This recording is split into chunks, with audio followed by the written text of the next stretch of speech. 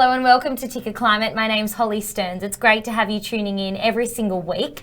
On Ticker Climate, we tackle the climate crisis facing our planet and we examine what actions governments and corporations need to be taking now. Each week, we speak with the key movers and shakers in this space. My co-host Scott Hamilton joins me, and he is a climate change and energy expert. Scott's an author, researcher and policy advisor with a mission to tackle the big issues and accelerate climate change actions. Scott, hello to you as always. Hello Holly, how are you today? Great. Now let's get right into it. Our guest today is joining us from sunny Sweden. Lars Martinsson is the Environment and Innovation Director at Volvo Trucks and is leading the movement for the global shift to electric trucks. Lars joins us live now. Lars, great to have your company. Hello, and thank you for having me. It's great to be here. Thank you so much for joining us, Lars. Can you give us an overview of your work that you do with the Volvo Group? I'm responsible for environment and innovation, and that means that I work with, let's say, the direction we want to go in terms of big challenges like climate, but also to look at what type of exciting opportunities we see with the new technologies. Terrific, Lars. And so we're really excited about the news that Volvo's rolling out these electric trucks. Could you give us a bit of background about how they come about? Because we've heard a lot about electric passenger cars, but not so much about electric trucks in the recent times. Yes, of course. We have now for 2 years have electric truck models on the market. So we have some experience now, not a long time, 2 years. And for the time being, we actually have 6 different truck models that we sell both in Europe and in North America. But this is just the starting point here. Yeah, so... And here you can see some nice pictures, yes. Yeah, the pictures are on the screen there. So just elaborate to us a little bit more about how they will actually work, Lars. It's super exciting. Yes, these first trucks, they are all battery electric, as we call them, meaning that they will primarily be charged overnight at the home depot. About 80-85% of the charging will be at the home, and then the rest will be during the trip, so to say. These trucks are heavy trucks, as you can see on the pictures, but at the same time they will also still have a driving range up to 300 kilometers. We see that they will be used in local distribution, construction, but also regional distribution. And that would actually cover about 50% of the freight transports in, for example, Europe. Wow, that's a really good range, Lars, because a lot of those trucks I imagine will be used around ports and those things, getting containers off ships and taking them to the distribution centres, is that right? I think that will definitely be one of the areas where they can be used, but not the only one. As I said, that there is a lot of the transports that are going on in the world are quite local and regional, and of course that's also in the local areas addressing air quality, noise, where of course electric drivelines will be very beneficial. Yeah. Is this something that will be available more globally as well for Volvo? That is definitely our intention. The environmental problems, as you know, are global problems, and we believe that this can address those problems globally. At the same time, we need to be realistic. Say more mature markets where we see that the business case is there. Now, Scott, this is super exciting about these electric trucks in Sweden that we're seeing from Volvo. What is the current market for electric trucks at the moment? I mean, we're obviously seeing an increase in this growing demand for them. Yeah, look, I actually think that the market's going to be huge, but as Lars was saying, it's going to take a little while to get off the ground.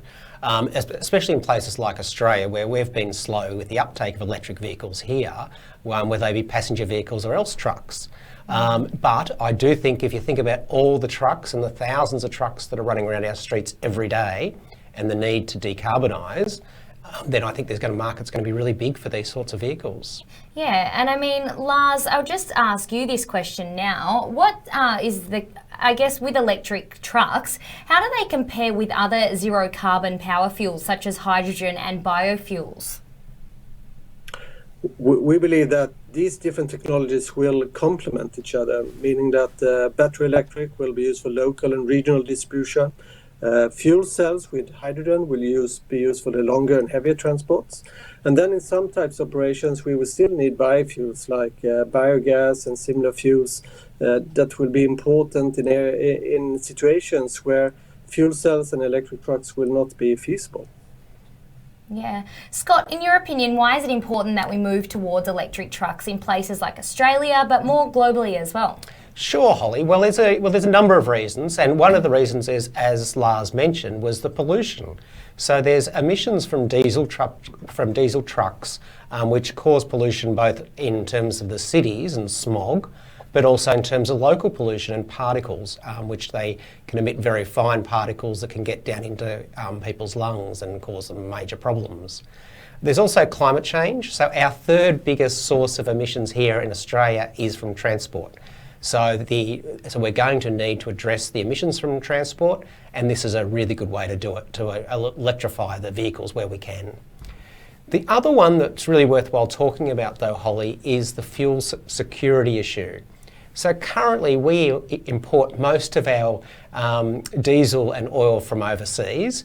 I think we've got about 18 days of fuel supply here, which is not much.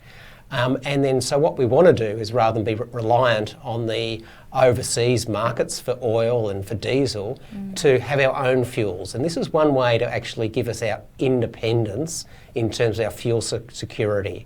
And we know that currently the cost of oil is hitting record highs. So I'm sure the truck drivers and the farmers will be happy about that too. Yeah, indeed. Lars, when we talk about this movement to electric trucks, and Volvo is one automotive brand that is leading the way in this space, what is the government in Sweden and more broadly in Europe doing to support electric trucks, but also electric vehicles in general? To start with, let's say the support and the journey started many years ago. So many countries and many parts of the world have been supporting, to start with, the research and development in this area, and that will continue for many years to come because we have much more to develop going forward. But I would say the important part initially here now, when we bring new technology to the market, like our battery electric trucks, is to support the investment for our customers in these new trucks, because initially they will be quite expensive. And the second part here has to be the infrastructure, because it's a little bit like the chicken and the egg problem here, because it's difficult to build infrastructure before the trucks are there, but at the same time it's difficult to sell trucks if there is no infrastructure. So supporting both new trucks and also the infrastructure will definitely drive the market here going forward. So whenabouts, Lars, do you think we might see those sorts of trucks here in Australia and other places around this part of the world? Actually, in the beginning of this year, we delivered our first truck to Australia for first trial, together with one of our customers, Linfox.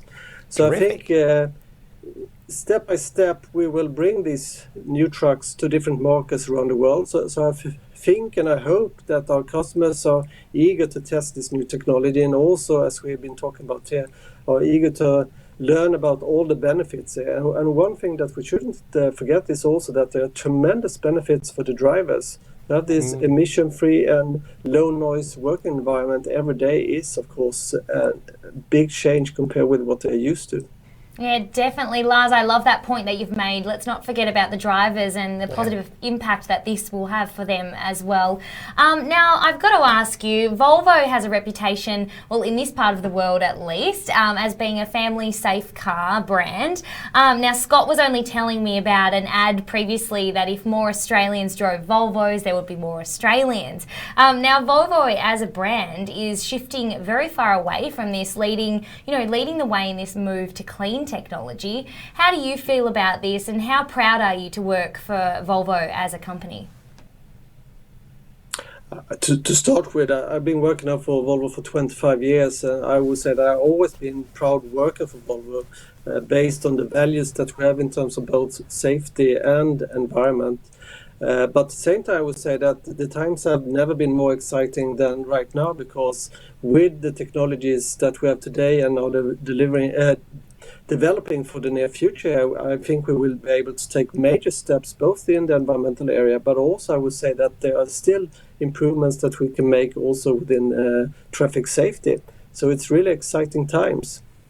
Indeed. Lars, we thank you so much for coming on to Ticker Climate and giving up your time to speak to us about this. We're super proud of the brand that you work for and the company that you work for and what you guys are standing for in this movement. Thank you so much. Thank you, Lars. Thank you.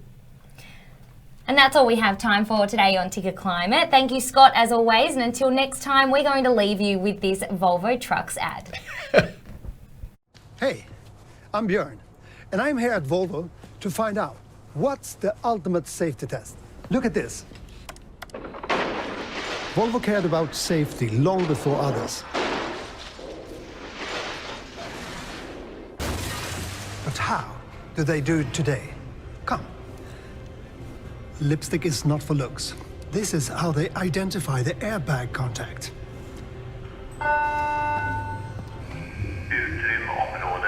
Klara? These are the side and frontal crash tests. They're brutal. Yep, seems fine. This one is my favorite. The run-off road test. Impressive, right? But is it the ultimate safety test? Me and Ulrika are heading up north to find out. Let's go.